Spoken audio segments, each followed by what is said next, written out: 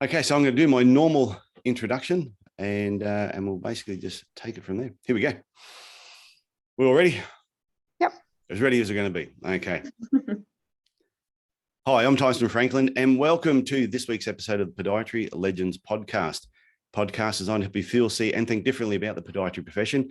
And with me, I have two young mothers who are pretty early in their podiatry career, and they have had children. And I thought this would be a really, really good topic to talk about, because I know in the profession, there would be a lot of female podiatrists who are been out for a couple of years. I think, can I have my own business? Can't I have my own business? Can I have children? When can I have children?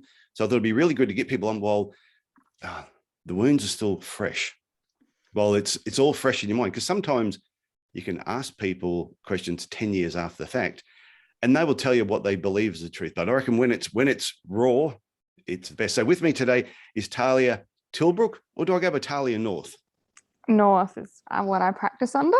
Okay, so I have Tahlia North from Heal Focus Podiatry in South Australia, and Trina Goard from Armidale Podiatry in New South Wales. So both of you, welcome to the Podiatry Legends podcast. Thank you. Thanks for having us. So I think this is going to be really, really interesting. So I want to just dive into a little bit. So Trina, I'll ask you first. What year did you graduate, and how long have you been out for, and how long have you had your practice? So I graduated in 2016, and then I worked in Brisbane for a year, and then I went straight into owning my own practice, and I've had it now for 4 years. Okay. Now, Tahlia, what about you? So I graduated in 2014. I was working in my practice just as a principal podiatrist probably since about 2016, but I took it over in 2019. Okay, so you've had yours for about 2 years now, and Trina about 4 years. So having children now. So Trina, you had your baby about 6 months ago, and Tahlia, you had yours about 3 weeks ago. Yeah. So it's all very, very fresh in your mind and what you're going through. So one of the first questions I wanted to ask was, when you decided to have children, what were some of the things you had to do with your practice leading up to that? So Trina, I'll ask you first. I guess working as a sole trader, the first thing you need to do is get it to a point where you can actually employ someone. You need a lot of infrastructure in place, and there's a lot of learning to do, like employment contracts, I guess treatment pathways, and making it so that someone can fit in and treat in a way that you'd be happy with when you're gone. Okay, so you had somebody already employed before you fell pregnant, or you did that once you fell pregnant, you said, now I need to find somebody? So once I fell pregnant, which I don't recommend. You don't recommend falling pregnant, or you don't recommend waiting until you fall pregnant to find somebody? Waiting until you fall pregnant, because then the 9 months it's on to find someone. Yeah, okay. I can agree with that there too. Yeah, so Tahlia, so like I said, you had your baby 3 weeks ago. Yep. And so what did you do leading up to it once you knew you were pregnant? Well, I guess, like Trina said, the first thing really was to think, okay, well, what are my plans for the future? What do I want the business to look like? I also kind of looked at the financial details a little bit too. Okay, well, what can I actually afford to do moving forward in terms of hiring staff, and trying to put a few things in place in terms of what type of person do I potentially want, especially given that they had only ever seen me, my clients. So I had to be pretty selective about who I could get in the clinic as well. But that was probably my first consideration. And then also, I guess, okay, well, how long am I going to be out of work for, and when will I come back into the practice was kind of another early consideration I had on at the beginning as well. Okay, so when you first told your patients that you were pregnant, I bet most of your patients were like, yay, this is great, and they all celebrated. How did you share that? So I'll get you to answer this first, Tahlia. How did you share that with your patients to let them know that you may be taking some time off and bringing somebody new in? Yeah, that was a really interesting one. I actually tried to keep it under wraps for a while. And I just saw you eating a lot.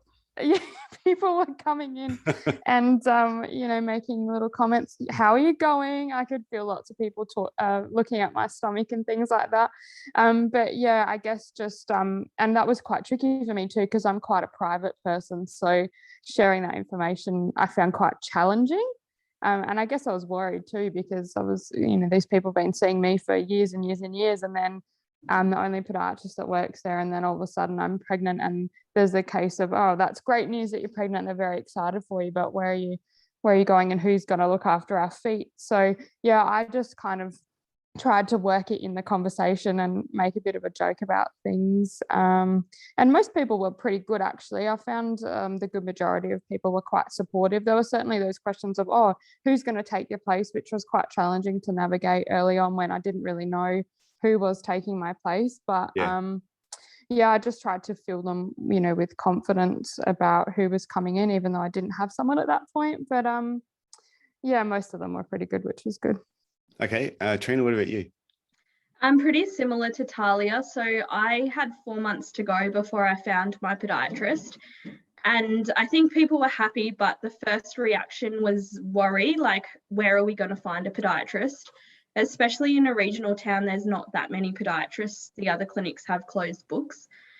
So it was a really sensitive topic because I was obviously getting bigger.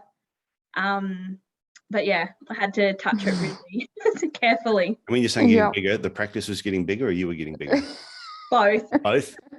You're both growing at the same time? Yes, the swelling in my face was telltale, definitely.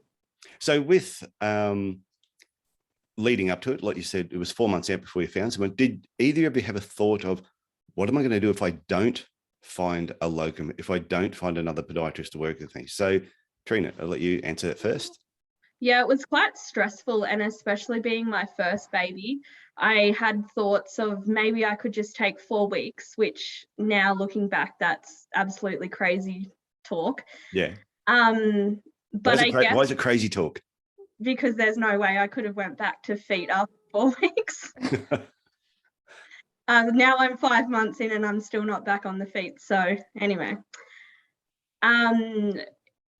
now I've lost what I was talking about. Well, because the question was, leading up to it, before you found a podiatrist, did that fear go through your head? What if I can't find somebody? What do I do? Had you considered that? Yeah, definitely. So sorry, that was the 4-week break. And it's quite hard to find podiatrists at the moment, so it was really worrying. Okay. The local chiropractic clinic actually closed down because the chiropractor there got pregnant, so that was a real fear for me. Okay, and what about you, Tahlia? Did you have that fear as well?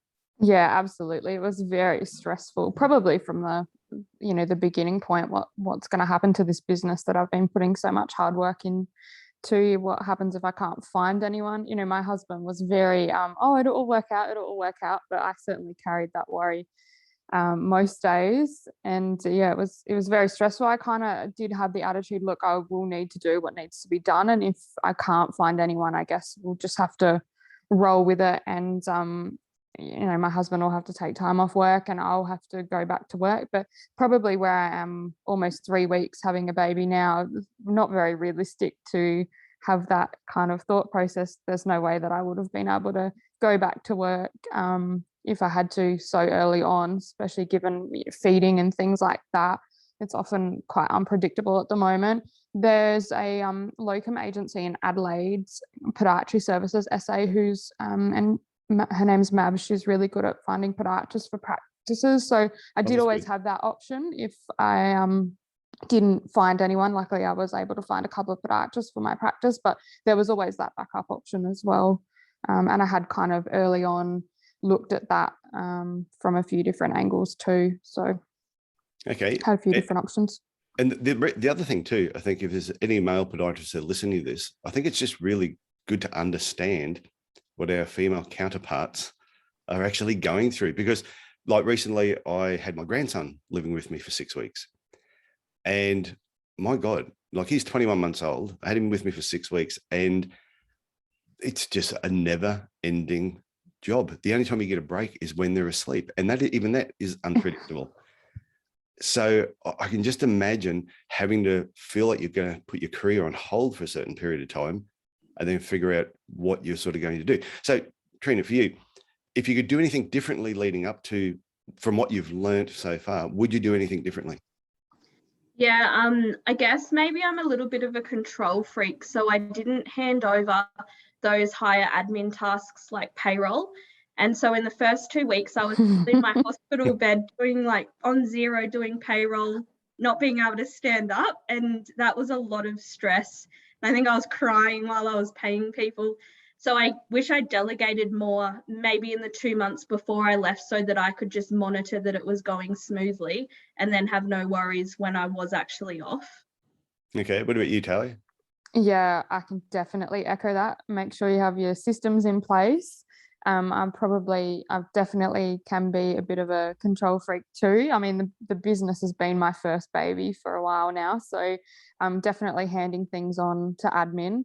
And I think I took the easier road with doing things myself because it was quicker.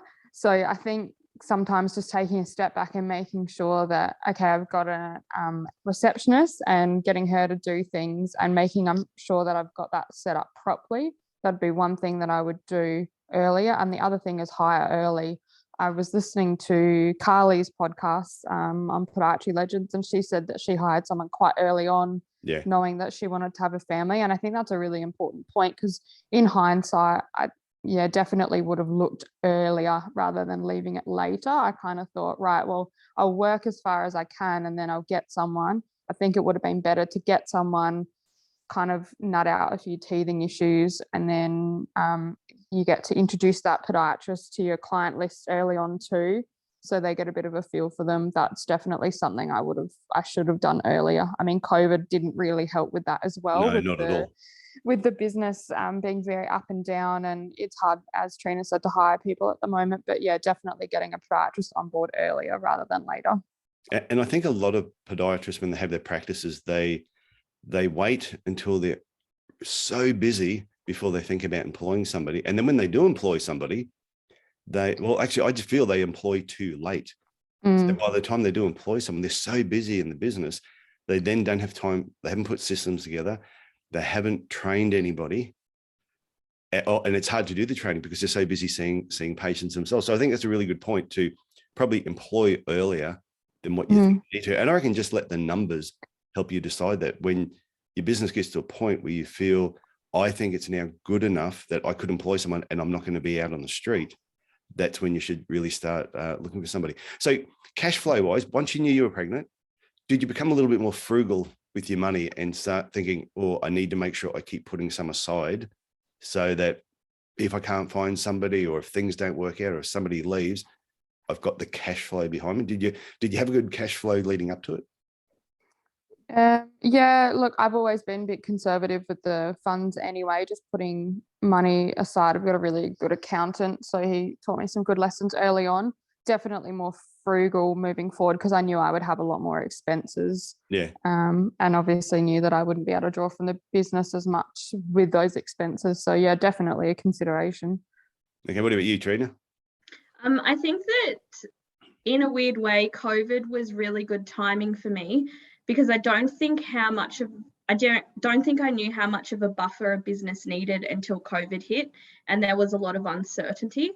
And so COVID kind of died off a little bit where I am, and isn't affecting the business as much. But then I went on maternity leave and just kept the same practices going.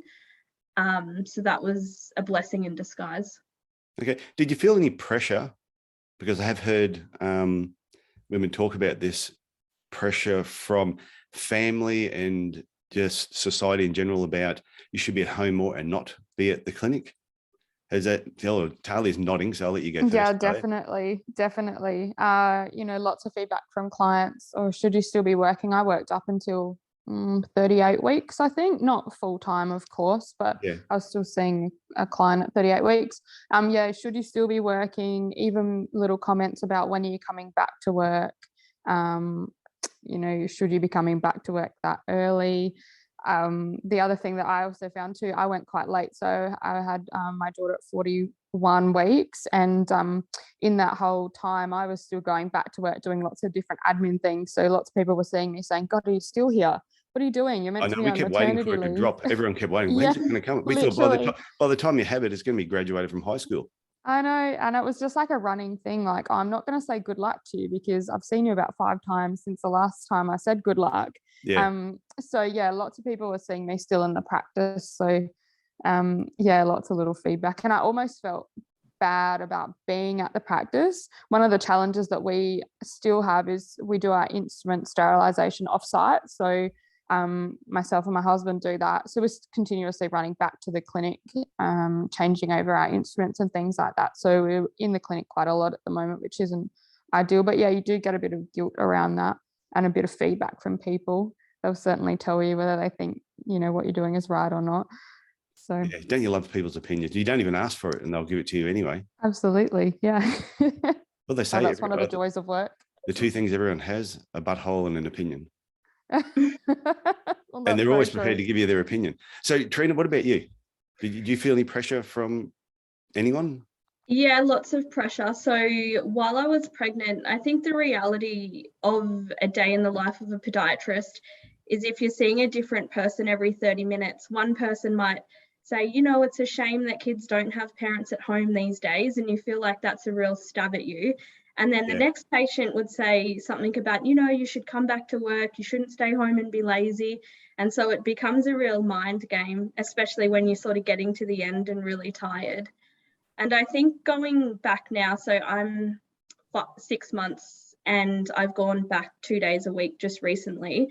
But because all the other mums that I know now are having a year off, I feel really guilty that I have to go back because these other babies have a full-time stay-at-home mum. So whichever direction you look, you feel guilty. And it's really hard to know, this is what I'm doing. I'm wearing my business hat and I'm wearing my mum hat and trying to separate them. Yeah, I know I don't personally, I don't know if there is a right or wrong answer. I don't know if there's been any research on it, but yeah, I grew up with a working mum. I think she had 2 weeks off and then she went back to work full time. And she sounds like a champion. Goodness. Yeah, and I was looked after by a babysitter from 2 weeks of age, and I knew no different. I had a ball. I think I grew up relatively normal. So I don't know if there is, excuse me, I don't know if there is a right or wrong answer. I don't think there is a right or wrong answer to it. So with talking about support, you would have got a lot of family support leading up to this. I assume your team that you worked with was trying to help out as much as possible. Did you find it beneficial? Because I know you're in the Podiatry Business Owners Club and you have both done the 12-week reboot, and we're also in the Podiatry Business Spartans together. Did you find being part of different groups and other groups outside of that was supportive, having support from other podiatrists? Yeah, absolutely. I reached out quite early on to a couple of mums who are podiatrists and private practice owners in Adelaide, and they were really helpful, just little tips and feedback on even things that I didn't even think about. Hire someone early when you go back to work, think about how often you're feeding your baby. I've never been a mum before. I had no idea of those kinds of things. No, there's no rule book. Where's the rule book? I know. And that's one of the things I've struggled with too. Where is the rule book? Yeah. Reached out early to get that support, and that's been quite crucial. I know I've had a chat to Trina in recent weeks, and our Spartan group is really supportive as well. So that's really important to make sure that you have that around you. Okay, Trina, what about you? I found our Spartans group really helpful early on, because when I was trying to put everything in place to prepare the business for my maternity leave, there was a lot of different mums and dads in different positions that could give different scenarios. And they did say, look, there's no right way to do this, but if you can take on the information we've got and make the right decision for you. And that made me feel really good and confident in the decisions I made. Okay. With work now, so you're both sort of working part-time and going in there at different times. And Tahlia, you need to get, excuse me, Tahlia, you need to organise your sterilising, so you're not having to go in and out all the time. Mm-hmm. But long term, do you think you will go back full-time, or if the practice is running well, being part-time? And like Carly said, at some point you're going to get off the dance floor and get on the balcony. And so on the balcony, you can see everything that's happening. Do you think you will ever go back full-time, or are you going to keep it as a part-time sort of arrangement and work a little bit more on the business behind the scenes? In a perfect world, I would like to work part-time and then work on the business. I think a key learning has been that I probably need to take a step back and do more on the business. So ideally for me, I'd like to hire someone or keep someone ongoing and then work myself part-time a little bit and have maybe a day a week where I do actually just invest in the business and marketing and putting a few things in place moving forward. I think that's probably where I need to take the business next. So that's my little goal there. Okay, Trina. One thing I realised while I was on maternity leave is that how I was working was a bit unsustainable, but needed to build a business. So I was in the clinic 5 days a week as a podiatrist, and then doing all the outside admin tasks on weekends and at night. And I can't do that now that I have a baby. Yeah. So ideally, I'd like to stay part-time and work on the business so that it progresses. We'll see how that goes. Okay, so you've had baby number 1. Are you planning for baby number 2? Now, Tahlia, this might be a little bit early for you. It's only 3 weeks ago. Yeah. And even with you, Trina, 6 months. Yeah, it's only been 6 months. Prior to even having the first one, were you thinking about, oh, I'm going to have 2, 3, 5 children? Had you thought about that at all? So when I was at Tahlia's stage, I was definitely telling my partner, 1's enough. We'll be happy with 1. Yeah. But now I've gotten on to the 6 months, definitely thinking about the staff that I have and their longevity within the business and how that would work with having another baby in the future, because I definitely would not want to be in a position where I'm pregnant and don't have anyone to cover like I've had this time. I feel like I've been really lucky. Okay, so what you've gone through, what you've learnt going through that process the first time, and then when we said about hindsight, what would you change? Now you have all that new information. It's sort of like, remember when we spoke about the OODA loop? Remember the OODA loop where you're gathering information, then you're observing it, and you're making a decision, then you take action. And every time you do that, you have a new experience. And then from that new experience, you can make better decisions. So knowing what you know now, sort of, you think it would be easier to do it the second time, Trina? I want to say yes, but that might make me sound a little bit cocky. Oh, no. Well, why not? You're an experienced mother now. Well, you can do it multiple times. So what about you, Tahlia? Because this is only new for you. So at the moment, prior to falling pregnant, were you thinking you were going to have maybe 2 or 3 children? Yeah, definitely thinking, 2 or 3 down the track, certainly not at this point right now. But yeah, like Trina, I can definitely echo the key learnings from this experience. And yeah, I definitely need to put a few things in place moving forward. Key things about staffing and just like Trina said, with longevity of staff, that's really important. So I wouldn't be so stressed out next time, because that was very brutal towards the end there when you can't get staff and you've got people wanting to make appointments and not knowing where to put them. And yeah, that was very, very stressful. So I'd love to not be in that position again. Yeah, well, it's not like someone saying, oh, I'm going to take a 2-month holiday and need to find a locum for 2 months. It's a little bit different. Yeah, definitely. It is very tricky. Lots to factor in. Okay, so leading up to you made a lot of changes in your business. Is there one part of your business you wish you had worked on a little bit more prior to giving birth or having to take time off? Yeah, probably just making sure I had better systems in place. One of the biggest things I learned from the 12-week business reboot was just how important it is to have systems and have consistency with that. Make sure everyone's doing the same thing and you're constantly looking at that. And I did start to put some of those in place, but I wasn't really at a point where I was happy with them. And because I'd started a receptionist in the 6 months prior to becoming, oh no, actually I'd started a receptionist just after I fell pregnant. So she was new too. So we went kind of across all of those things. So yeah, just so important to make sure that you have that in place and there's consistency with that. So, and when you're talking about, say, systems, is there any particular system you wish you'd put a bit more work or time into? Just probably from an administration point of view, just making sure that admin's continuously doing the same thing. So just simple things like reminder calls, checking in with clients that kind of drop off the list, orthotic recalls, all those types of things that are really important. I think we just lack a bit of consistency there at times. So those are kind of the systems from an admin point of view. And then even just from a podiatry point of view, I've worked by myself for a really long time. So I'm used to just doing things, I guess, how I want to do them, when I want to do them, and not really having any thought process behind them. So yeah, it was just, and I was a real scramble at the last minute there, just trying to make sure I have all these things written down for this is what we generally do with things. So yeah, just having like a manual or something like that someone can refer to, yeah, for reception and even just podiatry as well.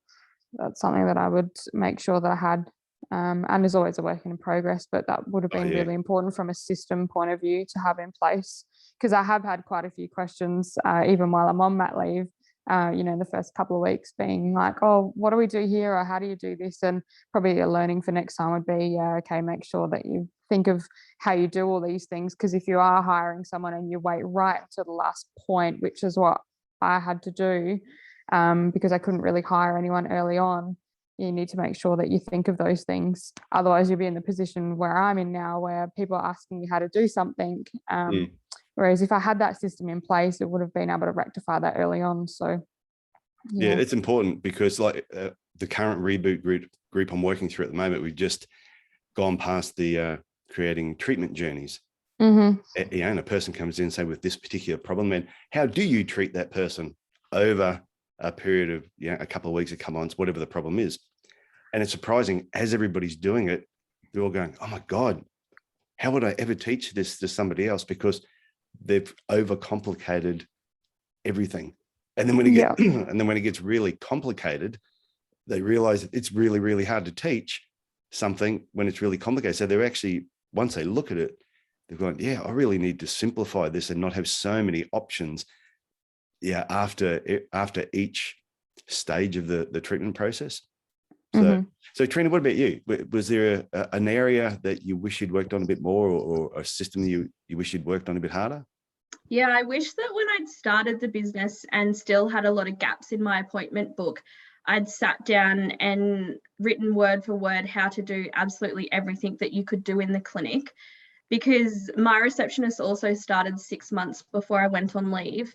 And things that she could do, I thought autonomously, I didn't realize how much she was asking me just for reassurance. Yeah. So then when it came time for her to do it completely on her own, she didn't actually know how to do it. It was just because each step I was saying, yep, yep, yep. Just even things like monthly stock ordering for a receptionist, all the brand names can be quite confusing. And so then I found that while I was on leave, I was going through and just double checking the stock order list when I should have had all that written out. Yeah, I think it would have made life a lot easier. Okay. Yeah, one thing that I know works really well is somebody comes to you with a problem, or they're not quite sure about something, is you ask them, when you come to me with that problem, is actually coming with 2 solutions as well. So it actually makes them, instead of just, oh, I've got a problem, oh, I'm going to see Trina, I'm going to ask Tahlia, I'm just going to jump on the phone and ring her up. Before they ring you up or email you, they must think about 2 possible solutions to fix the problem. And you find a lot of the time, once they actually stop and think about it, they've already worked out the answer and they don't need to contact you. So see if that works with them. Just I'll definitely try that. Don't come to with a problem. Another thing that really worked when I implemented it was your disaster folder. We've actually had a hailstorm last night and there's no power at the clinic. Yeah. And the receptionists were able to solve all that this morning without having to call me, which I thought was really nice. So yeah, I should have implemented a stock order disaster folder. Oh, disaster folder is great. Think of all the things that could possibly go wrong in your business and have it all noted down. So when it happens, because eventually it will happen, and it'll always be when you're on maternity leave or you're on a holiday somewhere, that the staff just know, just do this, this, this, and this. And most of the times I won't have to call you at all. I did hear you get smashed by a bit of hail down there the last couple of nights. Yeah, it's been crazy. Roofs are missing off houses and yeah. So with your the staff in general, so you got you found podiatrists, you had them in place. Did you already have receptionists in place, or did you find someone purely because you knew you were going on maternity leave? Because were you doing it yourself beforehand? I was doing a little bit of a mix. So I did a bit of self-reception, and then I just had a family member fill in the gaps doing a bit of reception work in the short term while she was looking for a bit of work and I was trying to figure out what exactly I needed. Yeah. And then when I found out I was pregnant, I thought, right, I really need to rectify this situation ASAP. I ended up hiring someone who hadn't really done any kind of admin work before, but had worked a lot with people. And I felt that was really important. And she's really good. She's really nurtured a lot of my clients. But yeah, that's kind of how I went about hiring someone. And in hindsight, I probably should have just hired someone permanent from the beginning when I knew I wanted a reception. I think I was just, I wasn't really sure. Maybe I didn't have the confidence as a new business owner of what I wanted, and I wasn't really sure what I wanted to do. And then I thought, yeah, okay, I'll just get a family member, whereas I really should have just hired properly from the beginning and really had a good hard think about what I needed, what my expectations were, and really set that up properly from the beginning instead of taking a small shortcut, which was probably just a bit of a band-aid, and then having to work harder in the long term in terms of getting my now permanent receptionist. So employ early, like you said before with the podiatrist, it's employ early, because a lot of times people will wait on getting a receptionist. Oh, I'll wait till I get busy before I get one. And then when you get busy and you need one, you don't have time to train them the right way. Yeah, exactly. And there is a lot of training there because, you know, that stuff is so important, that front end of the business. It's absolutely crucial, even just how to answer the phone and all those types of things, how to rebook the diary properly. It all takes time. So, yeah, hire early. Yeah, and it's up to them too. Well, it's also up to you to train them on what is podiatry, what do we treat? Because you might employ someone and you can ask them a question. Oh, do you know what a podiatrist does? Yeah. Okay. And the next thing, somebody rings up and they say, oh, I get a lot of knee pain when I'm running. Oh, no, we don't treat that. Yep. And before you find out, you could have lost 20 patients. Yeah, so exactly. Training is really important. So Trina, what about you with support staff? Did you already have them in place? I did, but I had to do a little bit of jiggling because I had a full-time receptionist, but if she was sick or had a commitment with her kids, I would jump in and help with the admin, which I couldn't do if I was away. So we ended up changing the position to a job share. And I did that too late because when the new person came on, I was too far gone to train. And too far gone. I like that. I think it's nice if you do it yourself because you tell them your expectation and then they can meet it. Whereas if you get another staff member to train, they might have habits which you've overlooked, but you don't want that put into other staff as well. So yeah, again, I wish I'd done that a lot earlier. Oh, you brought up a really good point there, because I think even when you train your receptionists, it's really important every now and then to walk up to them and say to them, please explain this system to me, and have them explain the steps that they go through. Because what you'll find is sometimes if you've got someone trained, you think they know everything, but over a period of time, they could slowly change things. And then if they're training the new person, they teach them the wrong habits. That person leaves and all of a sudden everybody's doing things wrong. So it's really important to constantly go back and just have them repeat to you how a system works or what they're now doing, and especially if they've been working somewhere else first, because a lot of times you'll explain something to them and they'll say, well, the other place I used to work, I don't know if you've ever had that yet, but if anyone ever says that, well, where I used to work, just go, well, why don't you go back there if it was so good? So yeah, it's just, sorry, got sidetracked then. Okay. So if there is a young female podiatrist listening to this now, I'll start with you, Trina. What's one final tip you would give them with everything you've learned so far with having your practice, deciding to have children, falling pregnant, and going through this process, and you've come out the other side bigger and better for it? What's one bit of advice you would actually give them if they were listening to this now? I think at the end of the day, it would be go for it. Like, as much as we might have touched on a few negative things, I think overall it's a really positive experience and special place to be in where you can control your own time. And it might take a bit of juggling to manage mum life and work life. But if you're your own boss, at least you have complete control over that. And if you've got the drive, I think you'll definitely succeed. I didn't think you said anything that was negative. Oh, really? Sometimes I feel like I just get on the complain train. No, I thought from both of you, everything you said was very, very positive. That, if I was a young female, which I'm not, but I just thought everything you said has been really, really positive. So Tahlia, what about you? You're a female podiatrist listening to this now. what's the one tip you would actually give them? Well, aside from hire early, which is very important, Yeah.